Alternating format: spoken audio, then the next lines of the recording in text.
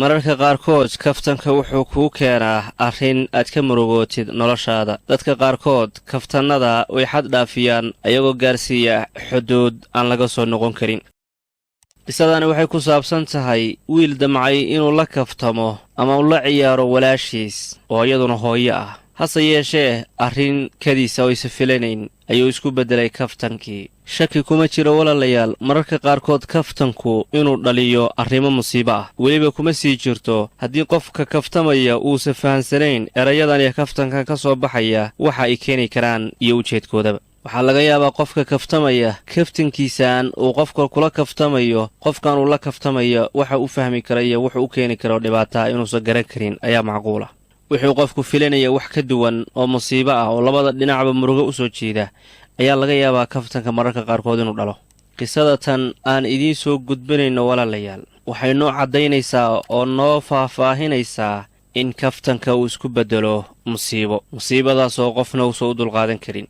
wiilka kan walaashiis ayaa dhimatay, sababna waxa uu ahaa kaftankiisa aan lahayn xuduudda. wakhti walba kaftanka kuma habboona, qof walbana kaftan kuma habboona.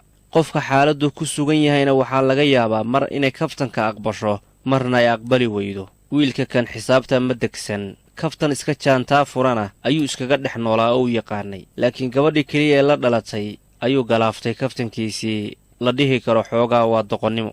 kaftannada qaar aad samaynaysid qof yahow, hadha waxaa laga yaabaa inaad ka murugootid ama aad ka qoomamaysid oo ka shallaytantid, laakiin wakhtigaasi qooman wax qaban mayso. wiilkan dhallinyarada wuxuu dhigtaa jaamacadda sannadihii ugu horreeyey weliba ee waxbarashada. dhinaca caafimaadka iyo qalliinka ayuu baran jiray. maalin maalmaha ka mida ayuu baraatig sameeyey, bimacnaa qalitaan tusaale ah. waxaana loo dhiibay bahalka loo yaqaan ama xayawaanka loo yaqaan bakaylahaas qal baa layidhi, si loo ogaado heerka aqoonta cilmiyeed ee caafimaadka ee aad dhiganaysid inta uu marayo. arrinkaa tijaabada ah ayuu u kacay inuu sameeyo.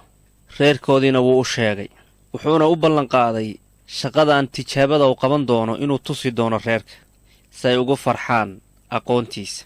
reerka waxaa ka mid ah walaashiis oo umulah oo ilmo yar nuujisa. shaqadii tijaabada markuu dhammeeyey ayuu wuxuu soo qaatay bakaylihii oo qalan oo jarjaran oo uu ka muuqdo shaqadiisii tijaabada ahayd. gurigiibuu la soo aaday. kadibna wuxuu arkay walaashiis oo nuujinaysa ilmaheedii yaraa, walaashiis oo markaa umusho ku jirta. kama fiirsana kaftankiisiibuu halkaa ka furay. wuxuuna marka hore ahaan jiray mid caadaystay inuu walaashiis la kaftamo. hase yeeshee wakhtigaani wakhtigii kaftanka ma ahan. gurigii markuu yimid cabbaar buu joogay. walaashii markay ilmaha nuujisay qolkiibay seexisay ilmihii, ayaduna musqushay gashay si ay u qubaysato. intay musqusha ku jirtay ayuu soo dhaqaaqay isagoo bakaylihii wata. qolkiibuu soo galay ee ilmaha yar uu jiifay sariirta. kadibna bakaylihii qalnaa ayuu meeshii ilmaha uu saarnaa saaray. ilmihiina wuu soo qaaday, qolkiibuu kala baxay. wax la suga walaashu inay soo baxdo way soo baxday.